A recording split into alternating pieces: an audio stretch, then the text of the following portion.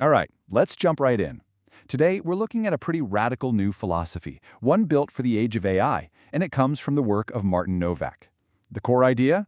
That for thousands of years, we've been asking all our big questions, starting from the completely wrong place.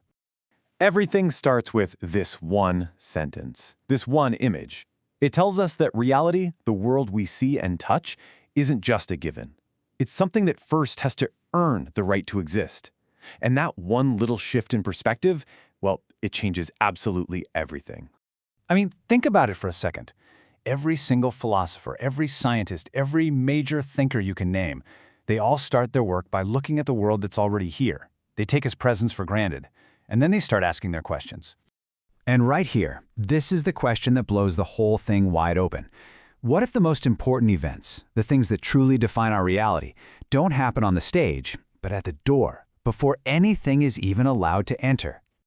So this leads us to the first big problem this philosophy points out. The argument is that for its entire history, philosophy has basically been showing up late to the party. It's always been asking questions one step behind the actual action. Just look at the heavy hitters, right?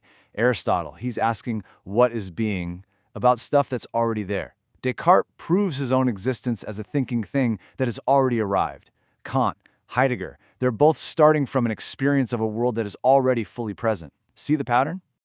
And that right there, that's the shared blind spot. The one massive question they all just walked right past. What does something have to do to earn its ticket into reality? What are the actual entry conditions for existence itself? Now, here's a really crucial point. The idea isn't that all of past philosophy was wrong. Not at all.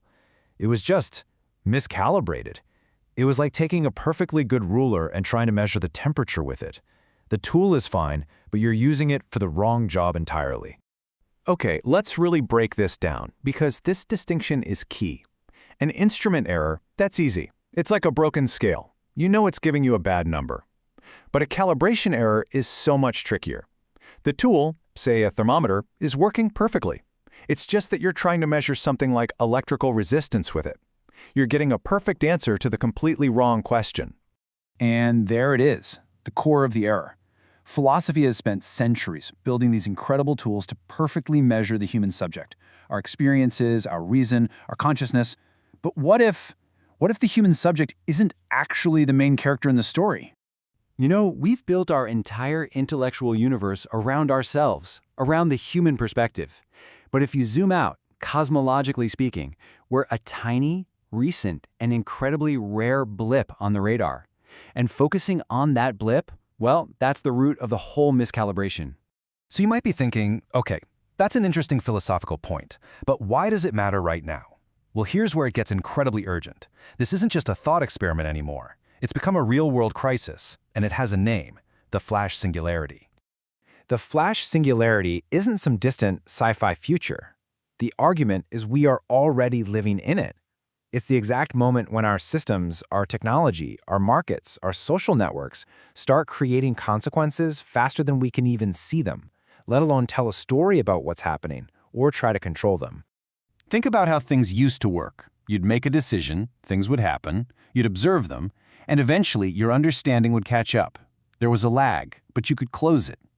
Now look at today.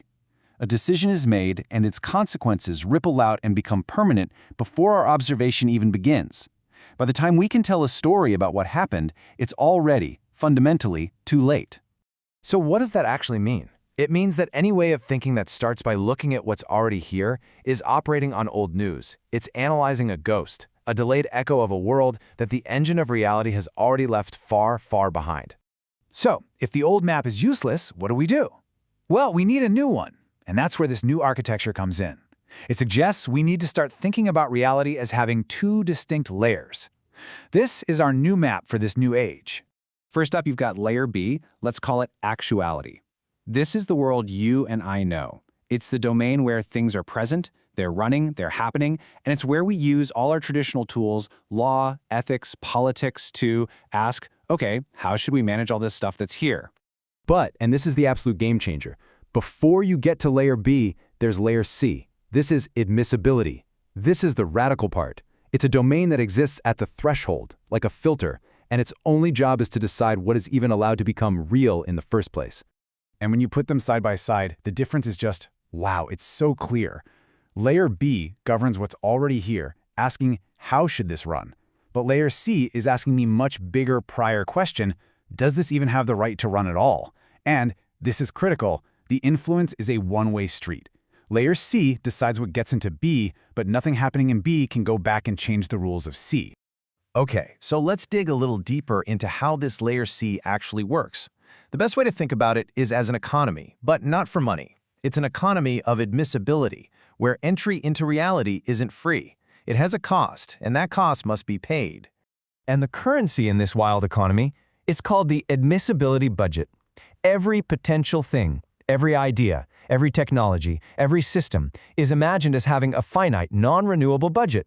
If it can't afford the price of admission, it simply never gets to exist. The whole process is incredibly stark, almost like a bouncer at the most exclusive club in the universe. A potential thing approaches the boundary, its budget gets checked. If it's enough, congratulations, you get to be real. You cross over into layer B. If it's not enough, you're turned away, permanently, into what's called the non-admissible singularity. Okay, this brings us to one last really mind-bending idea that comes out of all this. It's a whole new form of knowledge that exists at this threshold, a kind of knowledge that comes way before scientific proof or personal belief. We all get proof, right? It happens here, in our world, in layer B. It's all about verifying if something that's already here is true. But witness is something else entirely. It's the permanent, indelible record that the boundary itself keeps of every single thing that tries to get in, whether it succeeds or fails. It's a record of the attempts. And that's the question I want to leave you with. If the shape of our world, the reality we experience, is determined just as much by the ghosts of everything that was turned away at the door, as it is by the things that actually made it in, then what crucial part of the story have we been missing this whole time?